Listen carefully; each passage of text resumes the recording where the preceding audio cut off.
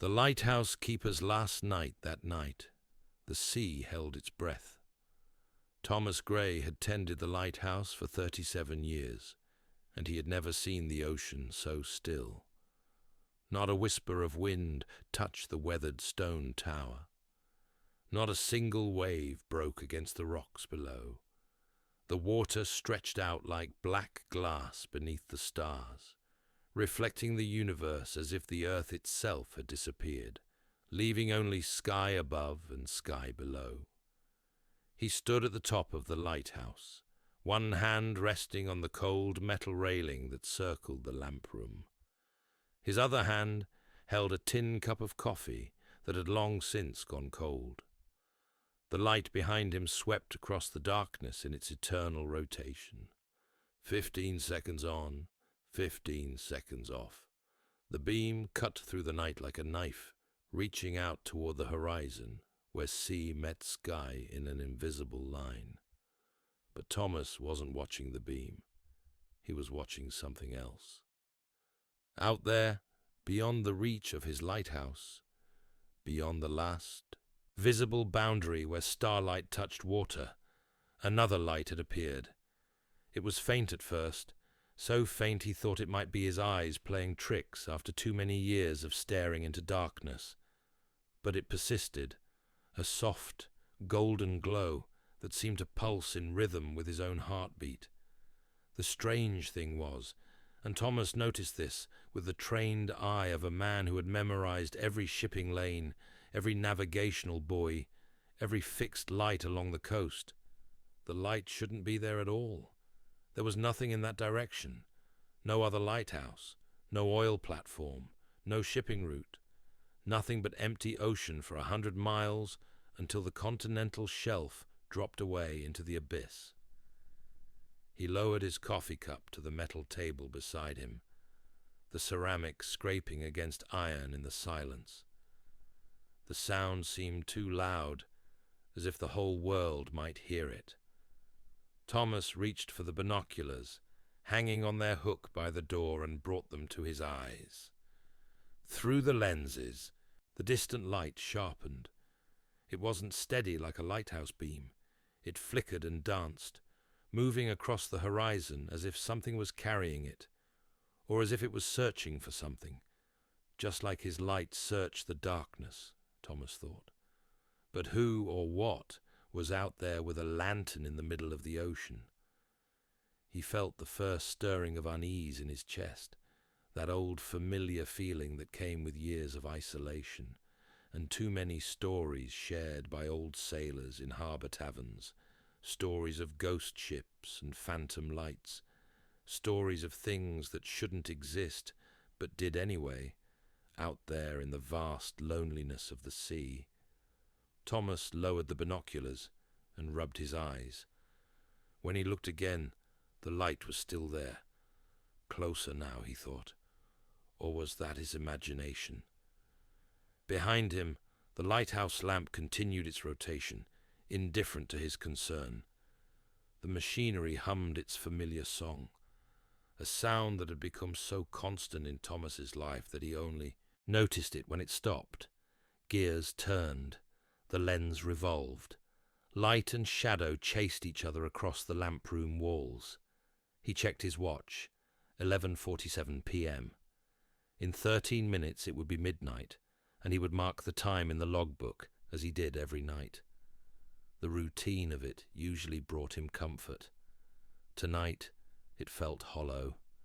The light on the horizon pulsed again, and Thomas felt his breath catch. It was definitely closer, moving toward him across that impossible stillness. He picked up the radio handset and thumbed the transmit button. Coast Guard Station, Mercy. This is Grey Rock Lighthouse.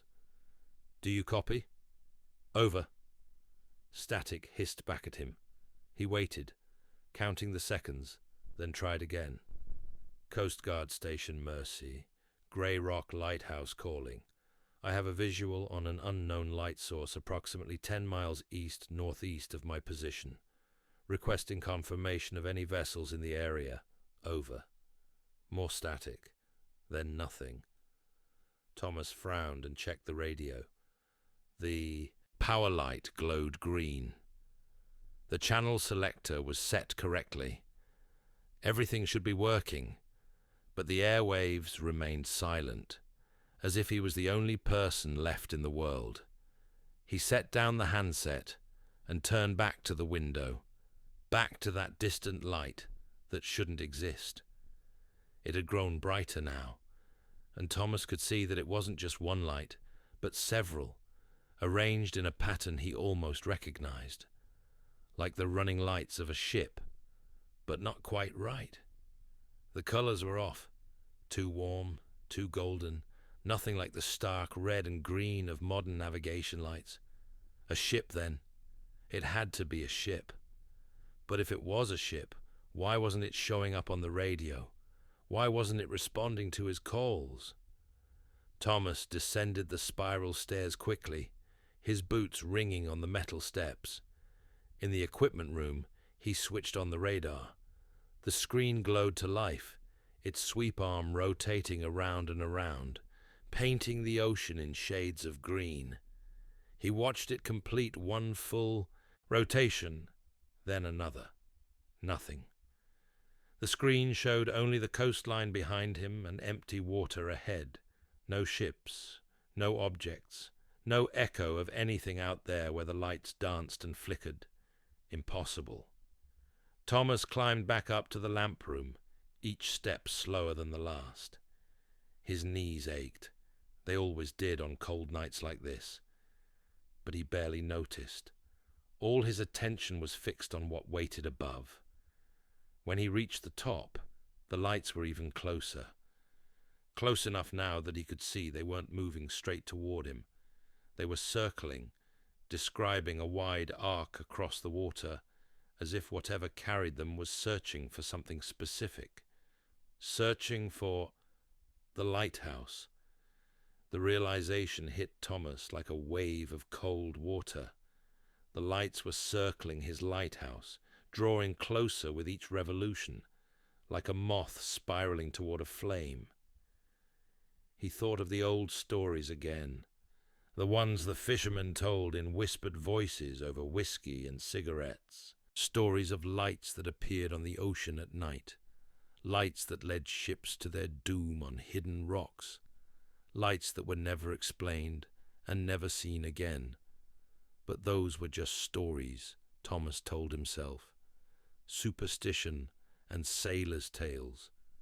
This had to have a rational explanation.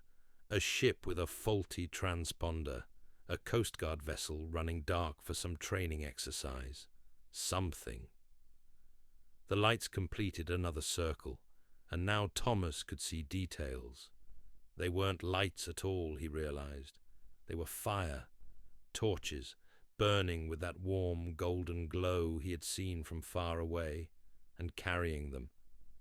Thomas pressed his face closer to the glass, his breath fogging the window. Figures. Human figures, he thought at first.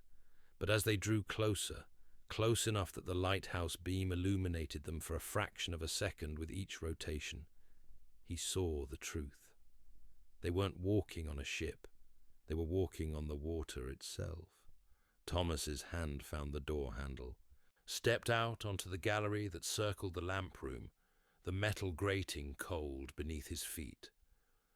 The wind, when had the wind returned, tugged at his jacket, carrying with it the smell of salt and something else, something ancient and green, like the depths of the ocean itself.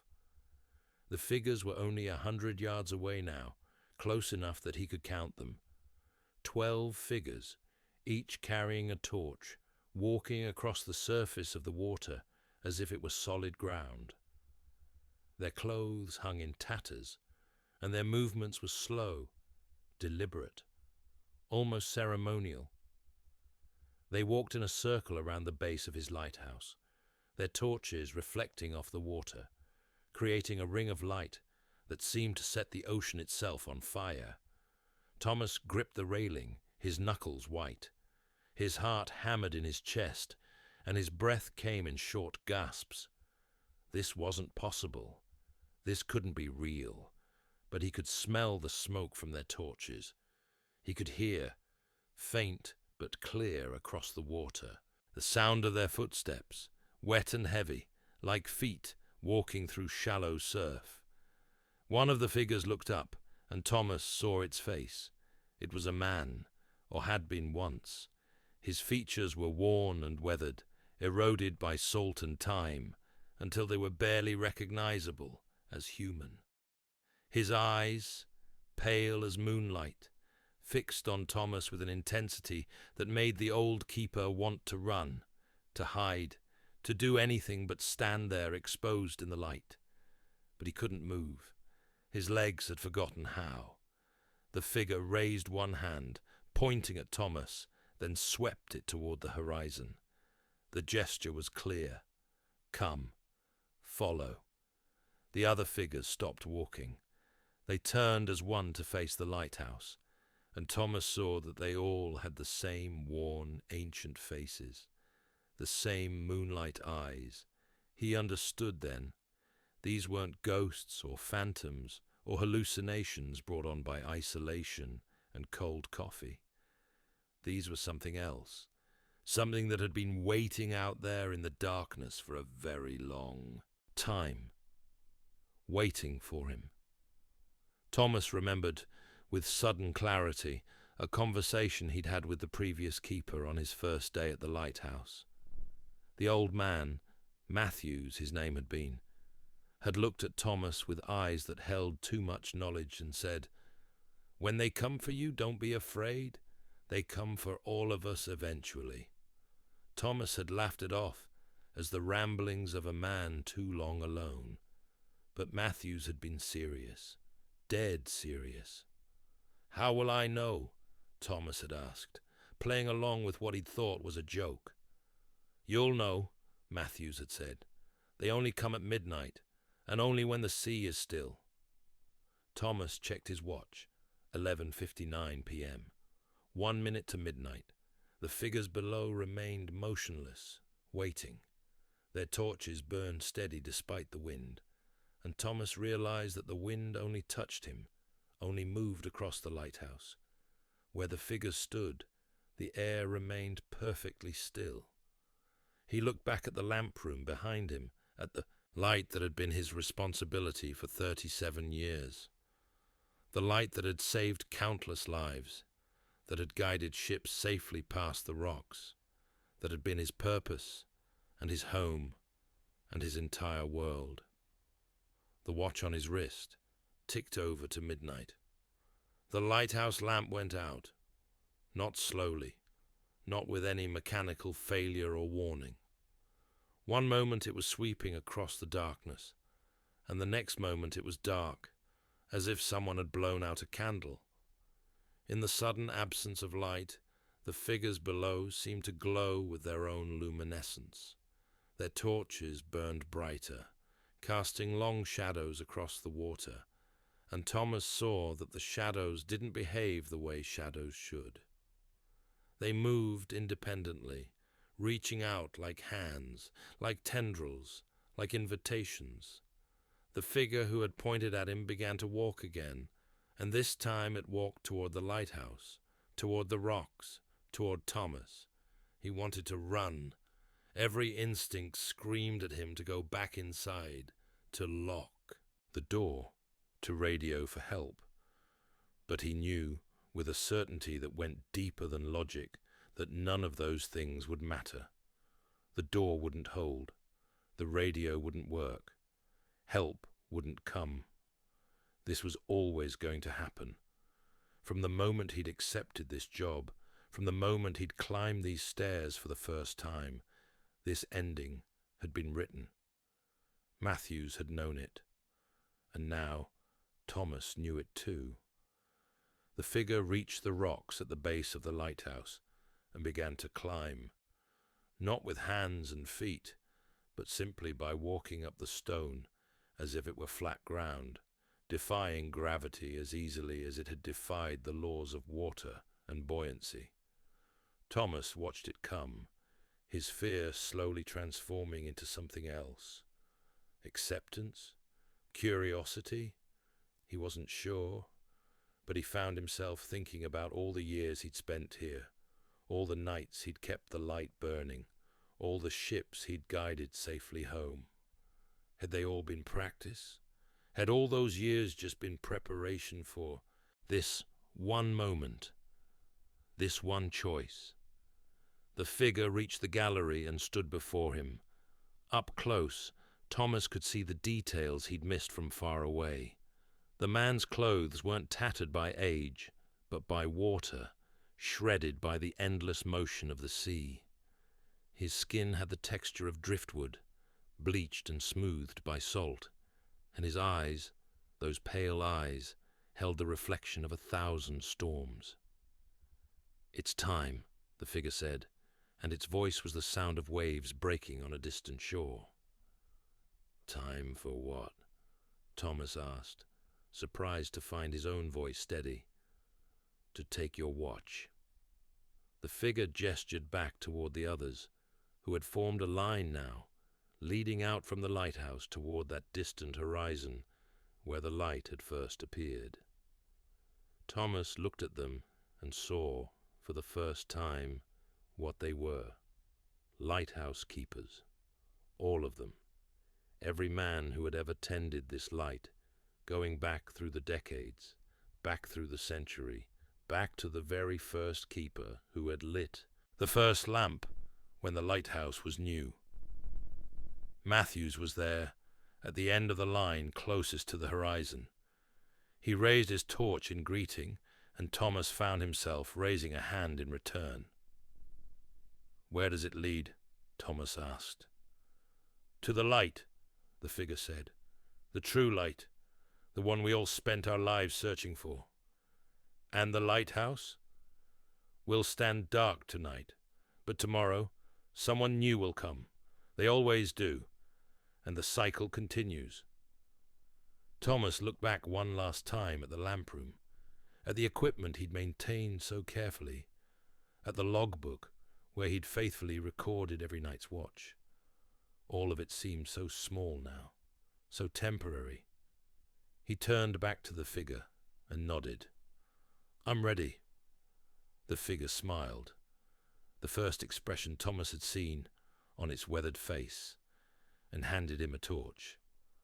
The flame was warm in his hands, warmer than any fire he'd ever felt, and it burned without consuming the wood that held it.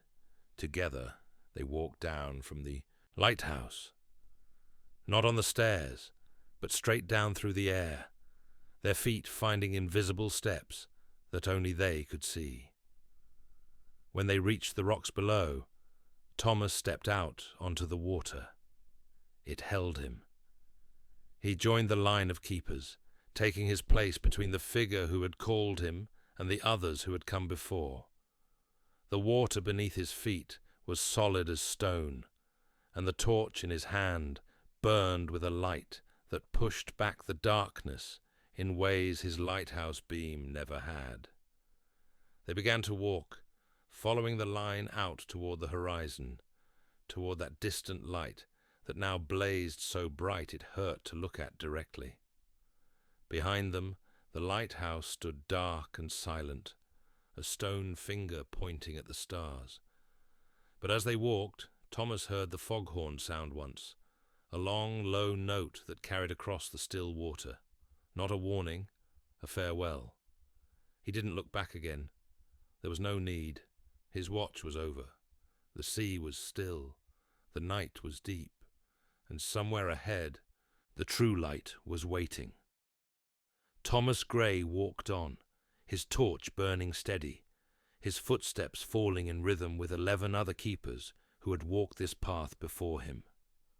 The water beneath them began to glow with a soft phosphorescence, and he realized they were walking across something far older than the ocean, something that had existed before the earth itself had seas. They were walking across time.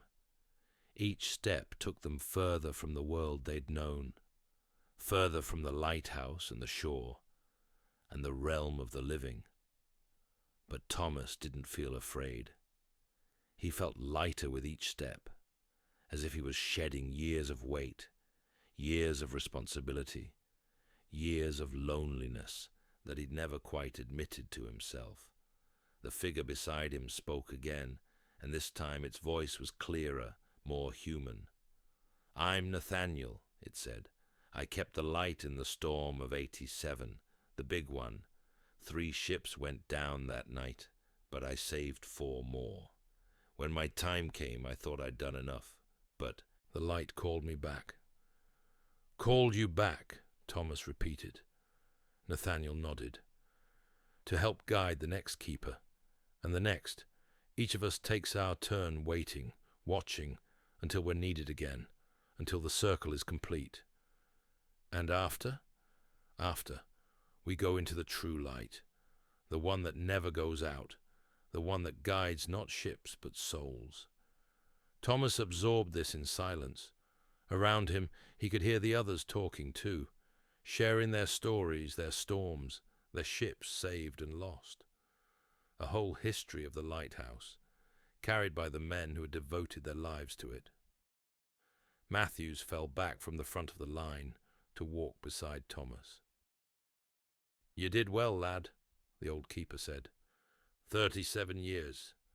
That's a good run." "You could have warned me better," Thomas said, but there was no anger in his voice, only a kind of wonder. Matthews laughed, a sound like wind in ship's rigging. "Would you have believed me? Would you have stayed if you'd known?" Thomas thought about it and realized the answer was yes. Even knowing how it would end, he would have stayed. Because the lighthouse had been more than just a job. It had been a calling. And you couldn't turn away from a calling just because you knew where it led. The distant light grew brighter as they walked, and Thomas could begin to see what it was. Not a lighthouse, not a beacon built by human hands. It was something primal, something fundamental, the first light that had ever shone in the darkness, the light that all other lights were just echoes of. "How much further?" he asked. "As far as it takes," Nathaniel said. "For some, it's a few steps. For others, it's a lifetime. The journey is different for everyone." Thomas nodded and kept walking. Behind him, the shore had vanished below the horizon. Ahead, only the light remained, growing brighter with each step. And all around, the other keepers walked with him, their torches creating a constellation on the water, a new set of stars reflected in the infinite darkness below. They walked through the night, and the night was long but not endless. Eventually, far ahead, Thomas saw the first hint of dawn, but not the dawn he knew. This dawn was golden and silver together, and it rose not from the horizon, but from the light itself, spreading out across the water like wings. The figure of Nathaniel began to fade, becoming translucent, becoming light itself. "This is where I leave you," he said. "My watch is over at last. Yours too, soon enough. But first, you wait, you watch, you guide the next one home." "How will I know when?" Thomas asked. Nathaniel smiled. "The same way you knew tonight. The sea will be still, the night will be deep, and someone will need you to show them the way." Then he was gone, dissolving into the dawn, becoming part of that vast light that called them all home. One by one, the other keepers did the same, walking forward into the brilliance, until only Thomas and Matthews remained. "I'll wait with you a while," Matthews said, "if you don't mind the company." "I'd like that," Thomas said. They turned together, looking back the way they'd come. Far, far behind them, invisible beyond the curve of the world, the lighthouse stood. Even now, Thomas could feel it, could sense the next keeper arriving, climbing the stairs, lighting the lamp, beginning their watch. The cycle continued. The light endured. and Thomas Gray, keeper of the light for 37 years, stood on the water with his torch burning steady, waiting for the next soul who would need to find their way home across the darkness. The sea was still, the night was deep, and somewhere another light was beginning to search.